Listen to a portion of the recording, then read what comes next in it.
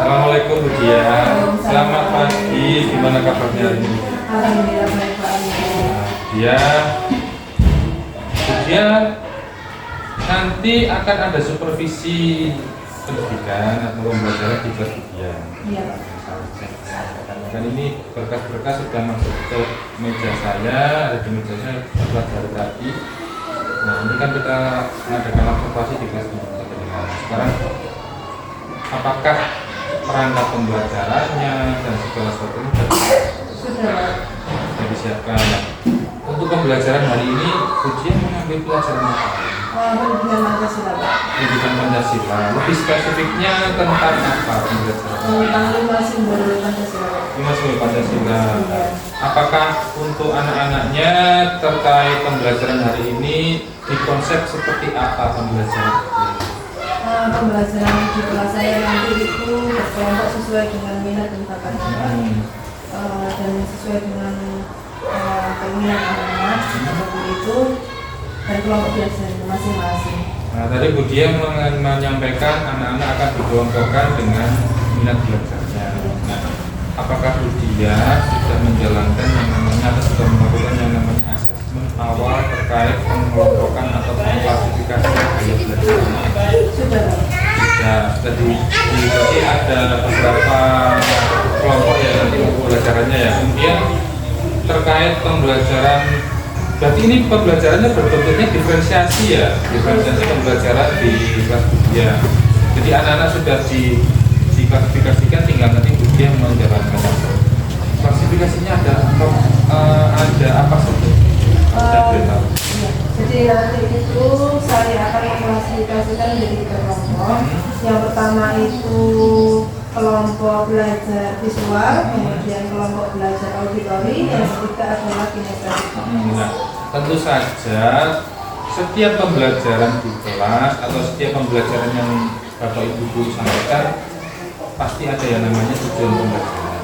Tujuan pembelajaran untuk hari ini Saya itu melalui kegiatan nanti menyimak video, kemudian gambar dan tentang simbol Pancasila Pak. Siswa itu diharapkan itu dapat mengenali 5 simbol Pancasila dalam harus Pancasila dan kehidupan. Kemudian melalui kegiatan diskusi kelompok, nantinya itu siswa itu dapat membedakan mana tugas yang mandiri dan tugas bersama yang dapat dilakukan dengan tepat.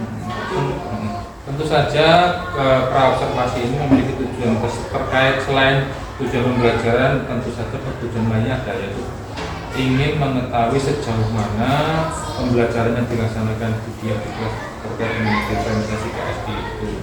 Nah, tujuan percakapan kita awal ini juga mencari celah-celah tertentu apakah tujuan apa pembelajaran diferensiasi tadi tujuan yang baik atau nanti saya akan masuk ke kelas Budia. Monggo Budia dipersiapkan segala sesuatunya, mulai dari perangkatnya, media-medianya, dan silakan anak-anaknya dikondisikan sedemikian rupa. Nanti saya akan masuk ke Budia. Ya, nggih. Siap. Oke, terima kasih Budia. Selamat pagi.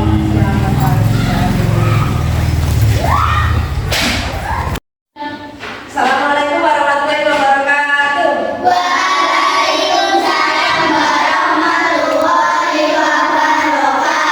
Selamat pagi anak-anak. Bagaimana kabarnya hari ini? Alhamdulillah. Masih semangat? Masih. Oke. Nah, anak-anak, sebelum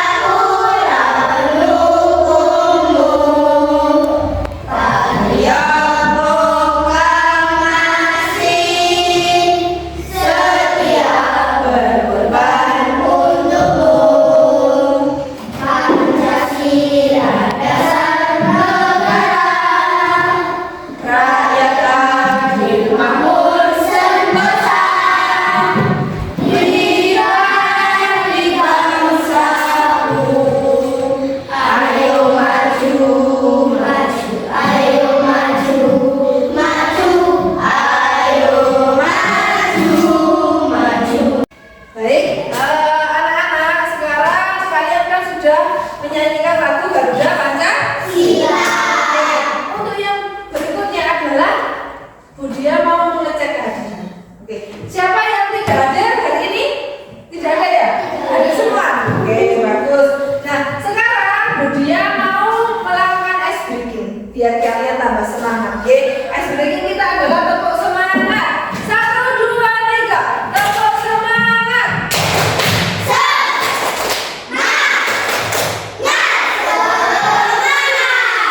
Oke, baik. Dia akan bertanya kepada kalian sebelum memasuki materi. Ada yang tahu Garuda Pancasila? Tahu. Oke. Garuda Pancasila kira-kira di ruangan ini ada atau tidak? Ada.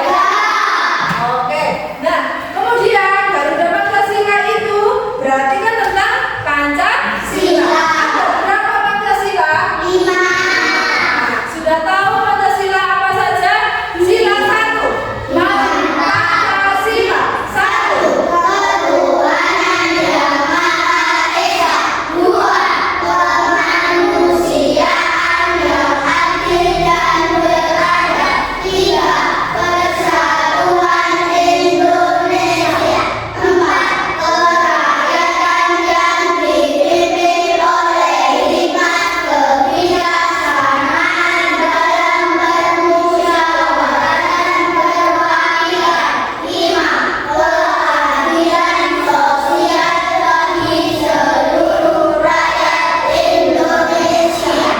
Kemarin kan kita belajar tentang Pancasila. Nah, hari ini kalian akan belajar tentang simbol-simbol Pancasila.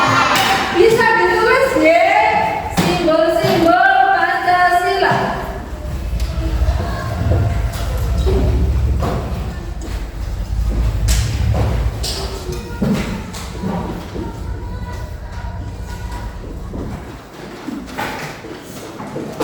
Oke, silakan ditulis judulnya.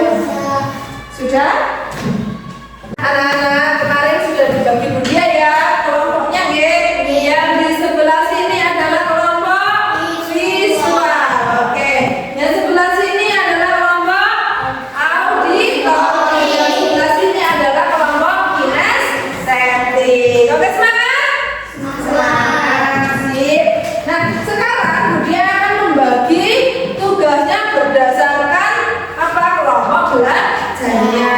Untuk kelompok visual di sini Budia sudah menyediakan bahan bacaan, jadi bisa dipelajari terlebih dahulu ya. Oke. Untuk yang auditori nanti bisa melihat dari Budia ya, laptopnya Budia ya. Nah, untuk kelompok kinestetik di sini ada LKPD ya. Oke. Baik. Nah, bisa. Ini saya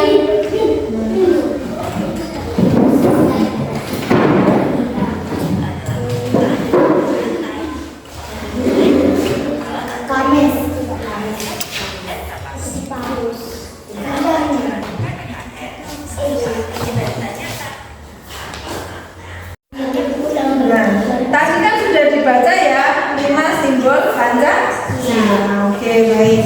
Nah, sekarang Budia mau tanya, kira-kira kan ada simbol-simbol Pancasila, tapi kan sudah dibaca. Nah, untuk sila pertama simbolnya apa tadi? Setelah bintang. Oke, kalau sila kedua? Lantai pintar. Untuk sila ketiga? Oke, untuk sila keempat? Apa banteng. Untuk sila kelima? Oh iya, berarti tadi sudah dibaca ya. Dan menarik sekali ya. Iya, karena sama sukanya adalah apa? Visual, suka yang gambar-gambar ya. Iya, membaca itu seru ya. Oke. Nah, untuk kelompok auditori, tadi kan sudah belajar tentang simbol-simbol Pancasila. Dia mau tahu untuk sila pertama tadi yang di materinya simbolnya apa? Bintang, pintar. Untuk yang silakan dua apa? Loh, kalau untuk yang ketiga apa? Ini kalau yang keempat kepala banteng. Kalau yang kelima apakah seru mendengarkan materi tayangan YouTube? Menyenangkan tidak? Menyenangkan. Berarti lebih seru begini ya daripada mendengarkan ceramah dari media ya. Kalau ceramah itu apa? Bisa ngantuk ya. Tapi kalau mendengarkan YouTube bagaimana? Seru. Senang ya? Oke, sip. Anak-anak, di sini itu ada LKPD. Nah, di sini itu ada lambang atau simbol-simbol dari Pancasila. Tugas kalian adalah apa? Menyocokkan ini, ya. Jadi iya betul. Nanti dari simbol-simbol di sini digunting, ditempelkan di sebelah sini, ya. Sudah mengerti? Mengerti. Terus kemudian yang ini adalah menyocokkan, ya. Kira-kira ini apa bunyinya? Oh, ini rantai. Berarti diisi di rantai mana? Tulisan rantai gitu ya. Sudah bisa? Nah, bisa. Menyenangkan? Menyenangkan. Oke, silakan dikerjakan. Nah, anak-anak, ini adalah KPD yang harus kalian kerjakan, ya. Karena setelah nanti pembelajaran yang sudah dilakukan, ya. Coba dicermati untuk anggota kelompoknya, ya. Itu untuk kelompok, ya. Silakan dicermati. Nanti hasilnya dipresentasikan ke depan, ya. Diberi waktu kemudian ini menit ya. Ya, apa? Itu untuk kelompok. Jadi untuk kelompok bareng-bareng ya, dibaca sama-sama. Ya. Sudah dibaca ya, dibaca sama-sama.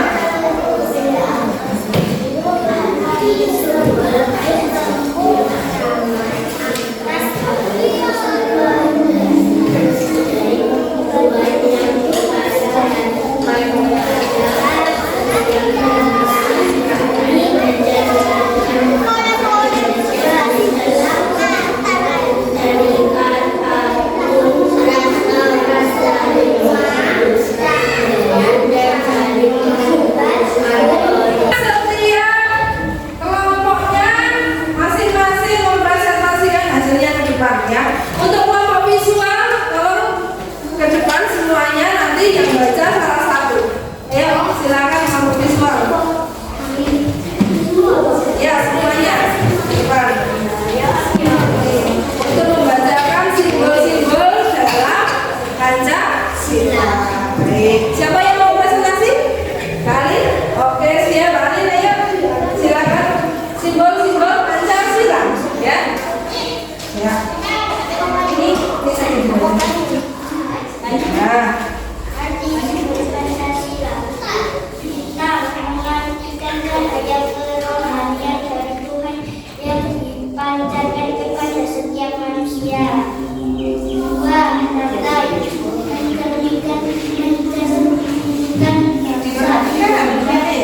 terkait erat, saling membangun dan saling membutuhkan. Pohon beringin merupakan pohon besar dan kuat yang dapat tumbuh dengan baik dan tahan lama sehingga dianggap sebagai wujud kekuatan keberlanjutan dan ketahanan. Kepala banteng mencerminkan kekuatan rakyat Indonesia dan mengutamakan musyawarah atau diskusi untuk melahirkan sebuah keputusan. Padi dan kapas merupakan hasil bumi yang menjadi sumber dasar kehidupan masyarakat Indonesia yang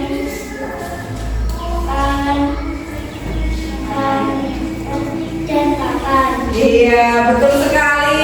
Sudah paham anak-anak? Beri tepuk tangan untuk kelompok siswa. Anak-anak, hari ini kita sudah belajar tentang apa tadi? Simbol Pancasila. Iya, betul, simbol-simbol Pancasila dan juga artinya. Kalau begitu, sebelum mengakhiri pembelajaran hari ini, maka kita berdoa terlebih dahulu. Oke, silakan ketua kelasnya untuk menyiapkan di situ saja.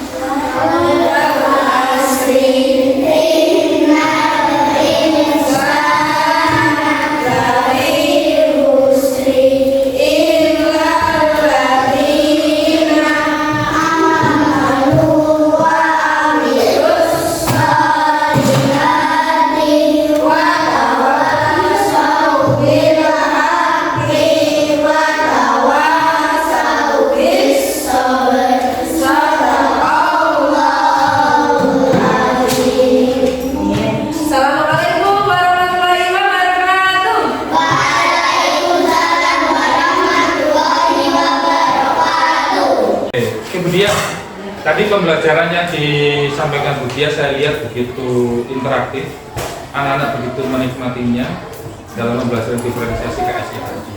Nah, ada beberapa hal yang menjadi catatan saya dari analisis tadi setelah saya mengobservasi di kelas Bu Dia.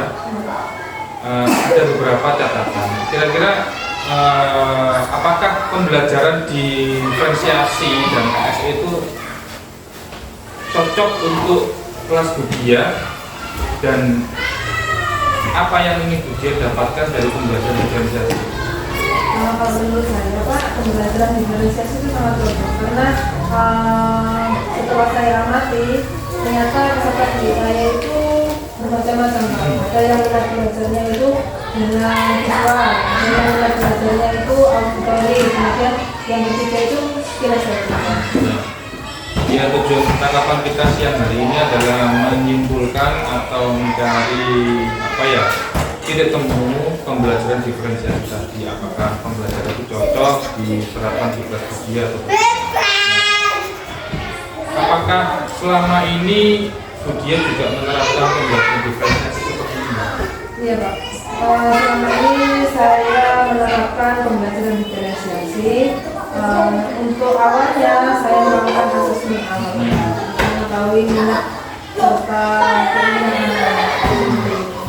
Oke, dari data analis tadi dengan menyampaikan asesmen awal. Kira-kira bisa disebutkan asesmen awal itu yang dia sampaikan ke saya tadi itu jenisnya seperti apa? Asesmen awal yang saya lakukan itu mengetahui minatnya, kemudian bakarnya kemana, kemudian keinginan anak-anak serta dari belajarnya. Selain tadi itu terkait dengan asesmen awal, pembelajaran diferensiasi, saya lihat anak berkontribusi. Tentunya ada beberapa hal yang menjadi catatan, menjadi analisis terkait area pengembangan diri, khususnya untuk diri dia sendiri, dan ini untuk anak-anak. Apa yang kira-kira kalau saya boleh tahu dia, area pengembangan diri apa sih yang ingin dia dapatkan itu seperti apa? Saya itu ingin menambahkan media yang interaktif, yang lebih banyak lagi Pak, inovatif seperti itu, sehingga anak-anak itu terpacu untuk lebih giat lagi Pak dalam belajarnya. Oh gitu ya, jadi area pengembangan diri yang ingin dia lebih memahami tentang teknologi media pembelajaran ya. Jadi kalau teknologi pembelajaran berbeda dengan digital. Contohnya apa dia? Kalau digital kan dia. Kalau saya itu inginnya itu mau menggunakan menambahkan lagi game, kakor, krisis Pak, agar anak-anak itu pembelajaran di kelas itu menyenangkan sendiri. Saya kira kalau di model seperti itu anak pasti betah di dalam kelas, betah menikmati pembelajaran dengan media-media yang interaktif tadi. Ya. Tadi kan pengembangan diri dari budaya sendiri. Kira-kira boleh tahu pengembangan diri untuk anak-anak itu seperti apa yang ingin dia capai di dalam kelas budaya? Untuk pengembangan diri untuk anak-anak itu akan saya klasifikasi lagi Pak. Kemudian lebih interaktif lagi di kelas, mungkin akan melibatkan mereka seperti itu. Jadi saya bukan sebagai pusatnya, tapi mereka berpusat pada murid. Oh gitu, pembelajaran berpusat pada murid. Jadi anak-anak kalau berpusat pada murid, menurut Budia anak-anak harus seperti apa? Kalau menurut Budia berpusat pada murid itu, kalau dulu kan teacher center, sekarang student center. Seperti apa sih student center itu? Kalau menurut saya Pak, nanti itu anak-anak akan dibagi kelompok-kelompok seperti itu Pak. Kemudian nanti hasil dari kelompoknya itu anak-anak sendiri yang akan mempresentasikan Pak. Oke, terima kasih Budia. Saya mendapat informasi banyak sekali dari Budia terkait pembelajaran diferensiasi mulai dari pra-observasi, observasi, hingga pasca observasi ini. Terima kasih Budia, semoga data yang saya dapatkan ini menjadi acuan untuk bagaimana kedepannya Budia dapat menerapkan pembelajaran diferensiasi ini secara berkelanjutan di kelas Budia, dan mungkin teman-teman yang lain juga menerapkan. Begitu Budia, terima kasih Budia dan selamat siang. Selamat siang Pak. Budia, perjalanan siang ini cukup apa ya? Kalau saya anggap cukup menyenangkan ya. Karena tadi kita sudah melaksanakan